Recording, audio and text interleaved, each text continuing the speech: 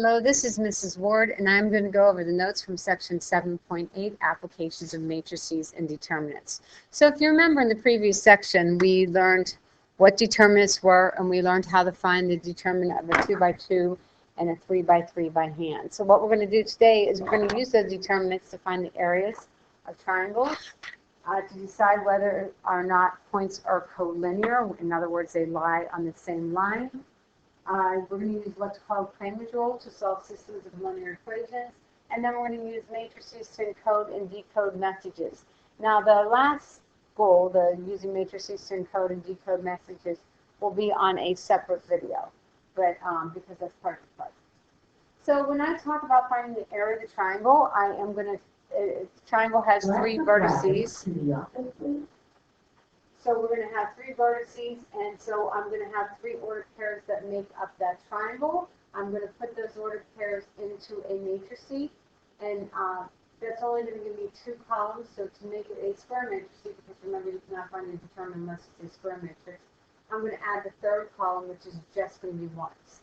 You'll notice out in front of this formula that you have the plus or minus 1/2, which kind of makes sense to me because when you find the area of a triangle, it's 1/2 the base times the height, so that 1/2 makes sense to me. But the plus or minus, that plus or minus is indicates that you're doing the appropriate sign to be chosen to yield a positive area. So what that means is whatever your determinant ends up being, when you take half of it, you're going to make a 1 and make it positive because you need to have a positive number to represent your area. So let's go ahead and do one. I have a triangle that has the vertices of 1, 0, 2, 2, and 4, 3. And if you wanted to do a rough sketch of that, you could. And you could just plot those points to see what that would look like. So if I did a really rough sketch, 1, 0, 2, 2, and then 4, 3, I would have a triangle that would look something like this. That would be my triangle. So to find the area, I'm going to say the area is equal to plus or minus 1/2. Using the determinant notation, so I'm just going to write those brackets without the tops on them. I'm going to break down my ordered pairs, 1, 0, 2, 2, and 4, 3. And then to make it a square matrix, I'm going to fill in with the top a column of ones. Then, since we're doing an application problem, I'm going to pick up my calculator, and I'm going to find the determinant of that on my calculator, and I have already done that. Here, let's do that together. So I pick up my calculator.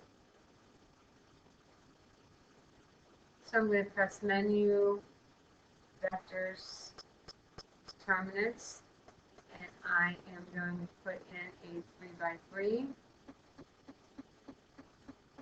And I'm typing in those numbers.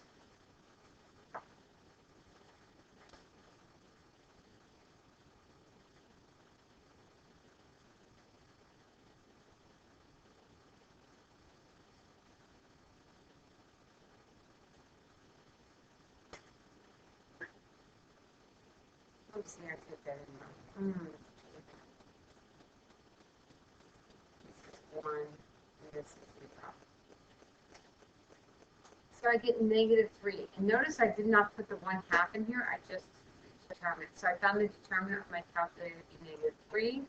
So then I'm going to go back here and I'm going to say area is equal to plus or minus 1/2 times -3.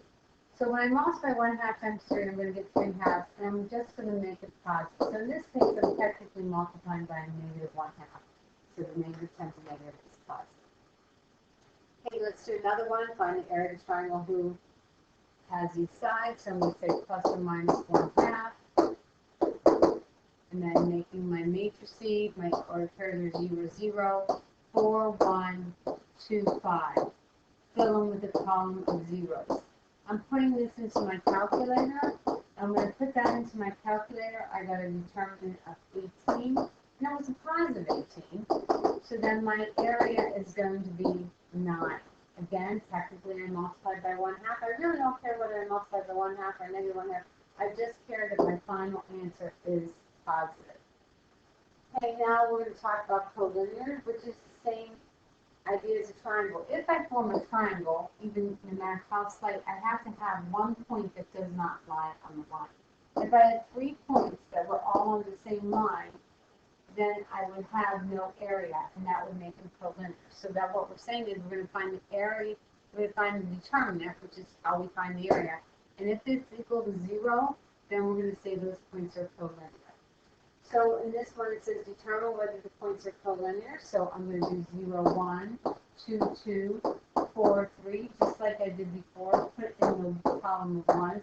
I'm going to do that in my calculator, and that's actually the first one that I did here by accident. This is the one that I did by accident. So I put that in my calculator, and I get a determinant of 0. So this determinant equals 0. Since it's equal to 0, I'm going to say the points are collinear.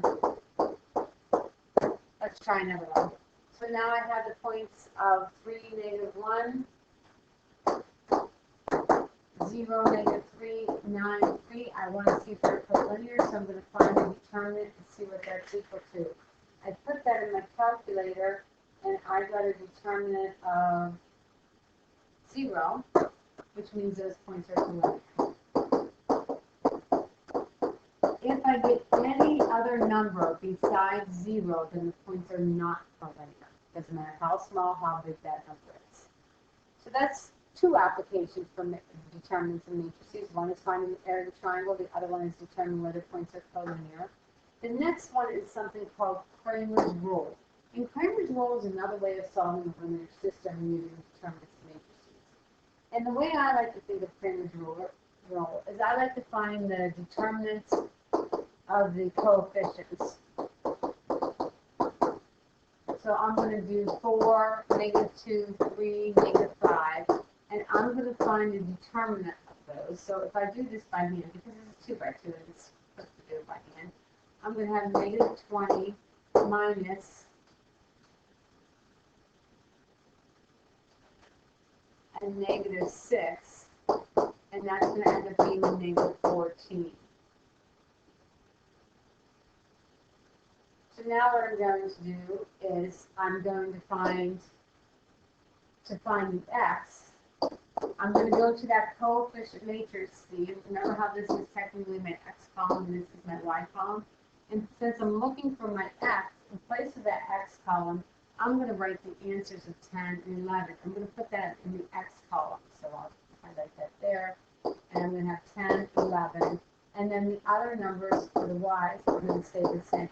I'm going to find that determinant, and whatever that determinant is, I'm going to divide it by this coefficient determinant, which is -14. So when I do this, I'm going to have -50 minus a -22, and this is all over -14.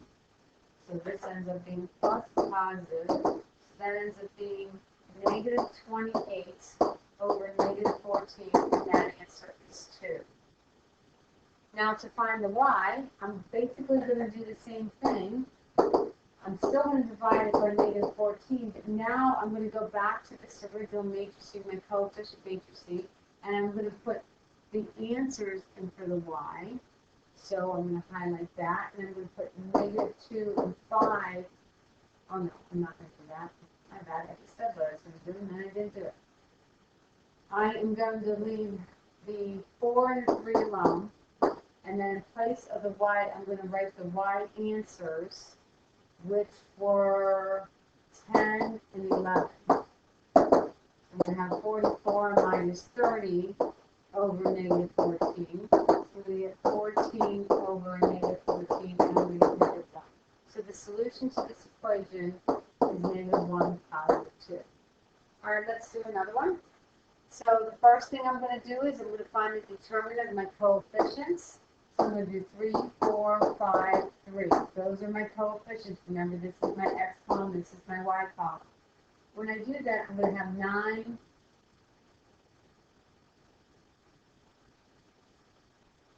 minus 20, and I'm going to get -11.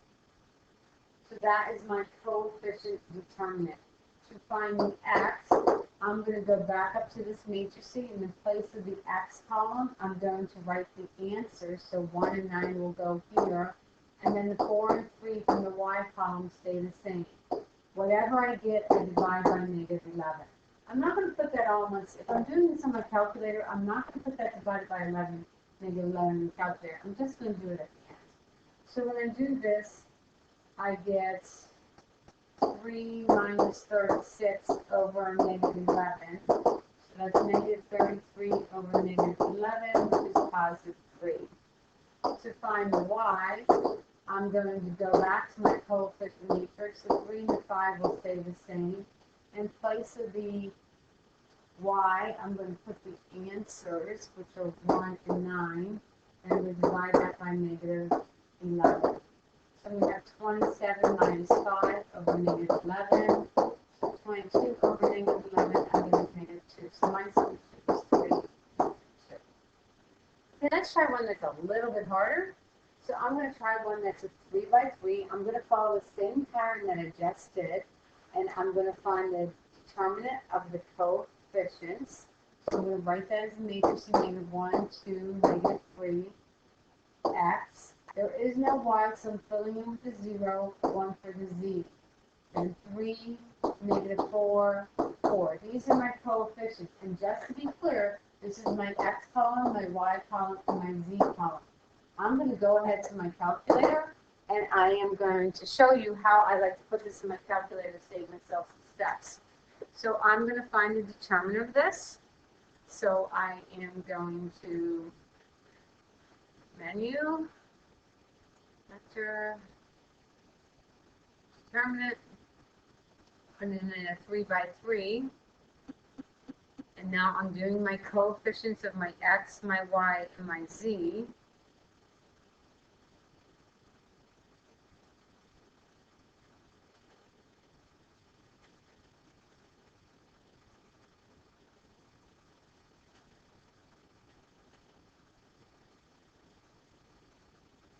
And then hit enter, I get a determinant of 10. Now I'm just going to stay here while I'm doing this. And to find my, alright, so this was 10. Now to find my x, everything about that matrix is going to stay the same in the y column and in its z column. I'm going to divide my answer by 10, but in place of the x column, I am going to write the answers in this x column. So I'm going to write 1, 0, 2. I'm going to do that on my calculator. I'm going to go up and grab the previous matrix because I don't feel like retyping that. So I'm going to go and I'm going to hit the up arrow once to get the 10, another time to get that determinant, and then the making, I guess. I am going to go over till I can replace the column, the first column, with the answers. So this I'm going to make 2, this is 0, and this one here is 1. And when I do that, I get 8. So I'm going to have 8 divided by 10.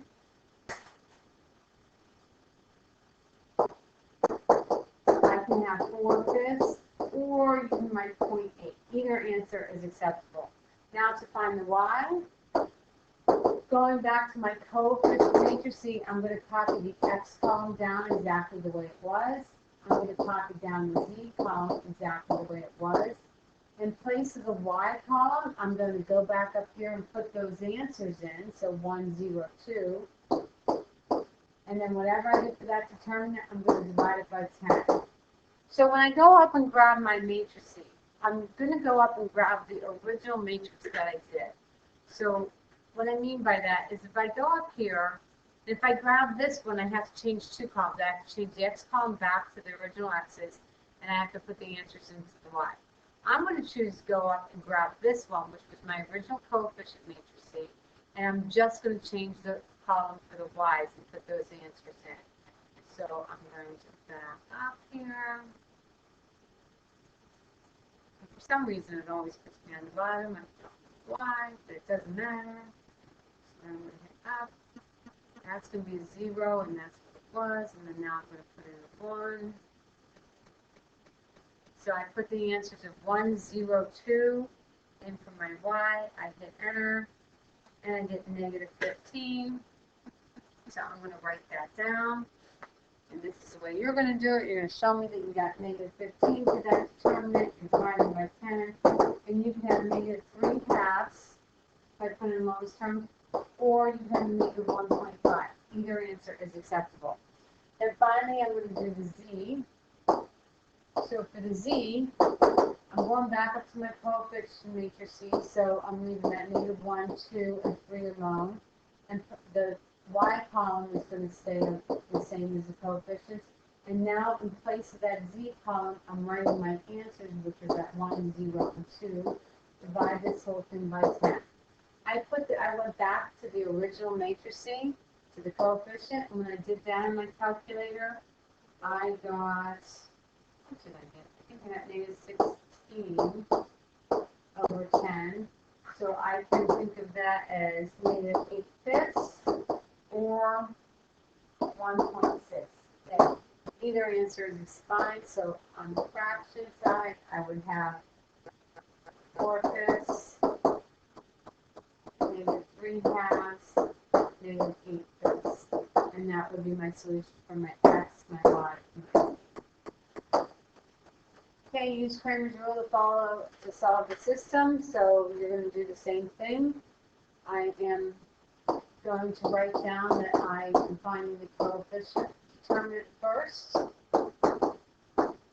And it's helpful to put that in the calculator because I'm going to go back and rub that a couple times. When I put this in my calculator, I got 55. Now to find the x, in place of the x column, I write the answers. So the answers are going to be that 12, 1, and 22. Negative 1, 2, negative 2, 1, 3, and 6 stay exactly the same from what they were up here. Divide this whole thing by 55. When I put this in my calculator, I got 110. Divide 110 by 55, and I get 2 for my answer. For my y, popping down my coefficients of 4, 2, 5. In place of the y column, I'm going to write the answers, which were 12, 1, and 22. And then 1, 3, and 6. Divide that by 55.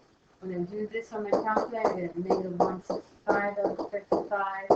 And when I simplify that, I get negative 3. Finally, for z, I'm leaving the 4, 2, and 5 alone. Negative 1, 2, negative 2 alone. And now the 12, 1, and 22 come over to the z column. And this is divided by 55. When I do this on the calculator, I get 55 divided by 55, which is 1. So my answer is 2, negative 3, and 1. What I want you to notice is as you're solving for x, y, and z, so x, y, and z, that highlighted column moves over each time. Everything else from the coefficient matrices will stay the same. Only that one column changes as you're moving from left to right to solve for your x, solve for your y, solve for your z.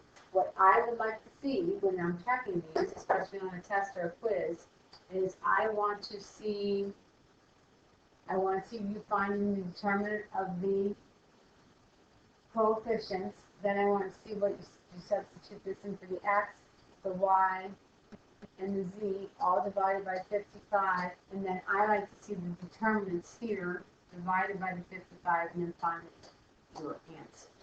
That's what I'm looking for. All right, I hope this helps, and we'll see you next time in class.